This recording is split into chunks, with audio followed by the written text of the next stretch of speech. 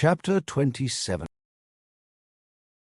Coincidentally, or perhaps not, Father's lesson with me the next day had been about the distinction between the different loves we share with other people. He talked about how English only had one word for love, but other languages had more. Languages like Greek, it was like the distinction between like and love, only different. There was the love one shared with family, and a love one shared with friends. There was the unconditional love we were called to share with everyone in the world, the same as the Creator had for all of creation. At the end, he briefly mentioned the love shared between a husband and wife. He mentioned that often this love started out as the friendship kind of love, but grew to be more. I asked him what that love would be like. How would someone recognize that love? What do you think, Corban? Have you ever heard anyone talking about a kind of love like that before?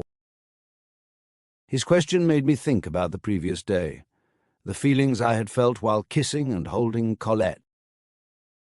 Were those normal feelings and actions shared in the context of friendship love, I thought, or were they the something more? I certainly couldn't imagine doing those kinds of things with someone like Henri.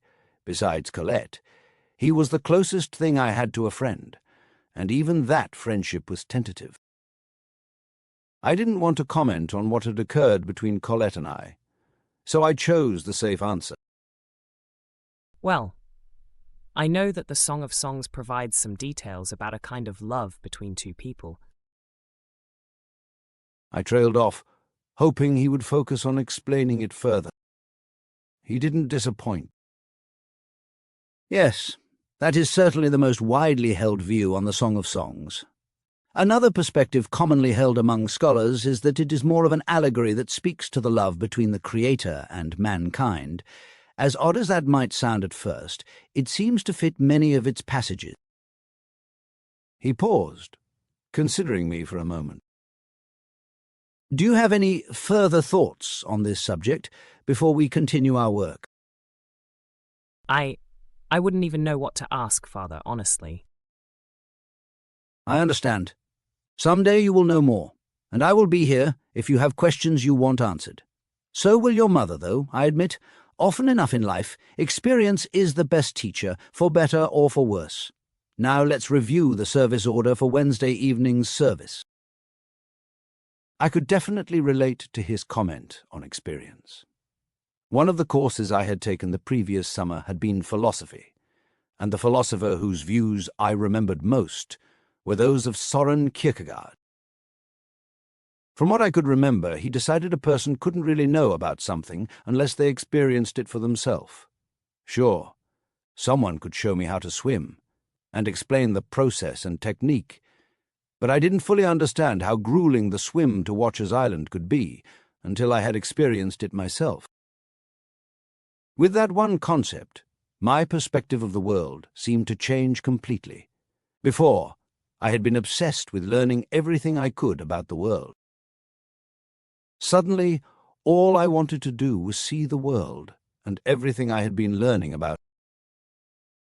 I compared this yearning to some of the subjects I had learned at the moral household and summer terms.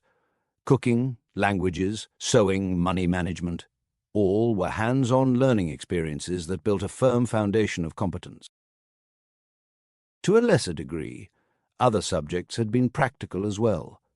I could see how algebra, geometry, physics, language arts, and writing would be useful to me in real-life situations, and that was why I continued to learn with a passion. By the end of that summer, I began to feel something that I couldn't identify or name, a feeling that gnawed at me all through the month of August, especially because I had more free time to dwell on such things. As I sat there while Father outlined our service order, I finally identified this elusive feeling. Dissatisfaction. I looked at Father and thought about everything I was dissatisfied with, and it all came down to one thing. He was so certain that his beliefs were true that he would let nothing else dissuade him from what he believed was the one true path for our family. for me.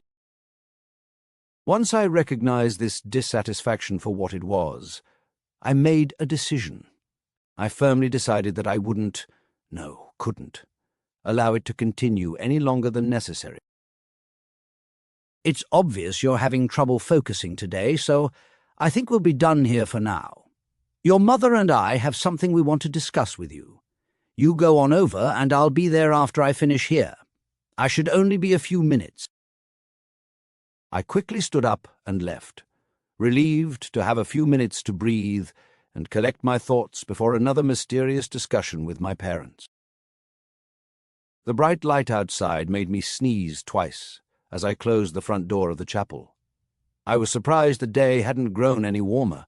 It was quite cool compared to a typical late August afternoon, so I decided to spend that time outside, sitting on the grass with my eyes closed, soaking up the delicious combination of the warm sun and cool sea breeze. It seemed to be only a few seconds before Father exited the chapel. I opened my eyes to see him standing next to me, eyes closed against the lush breeze. Ah, the northeaster. It doesn't come often this time of year, but it's a welcome relief when it does. I'm glad to see you've come to appreciate it, too. A few minutes later, we were all seated at the kitchen table.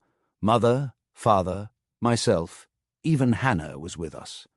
She was writing words on some lines under a picture she had drawn that morning, presumably a story to go along with her drawing.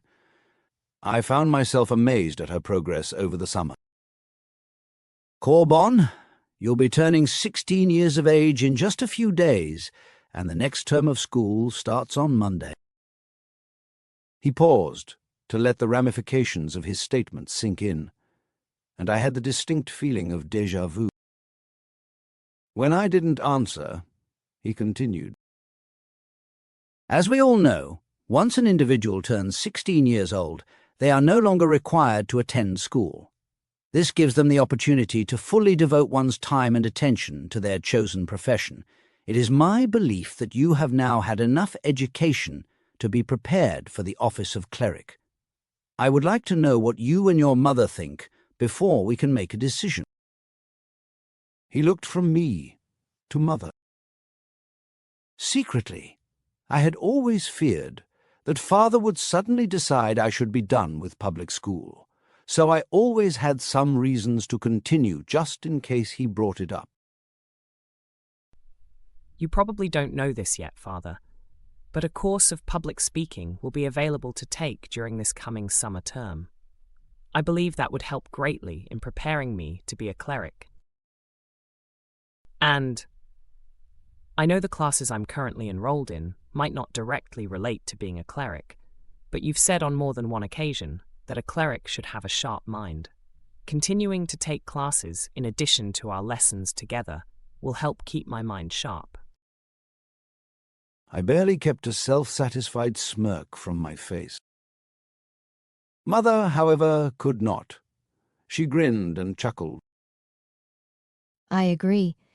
Public speaking would be a highly beneficial course for you to take, Corban.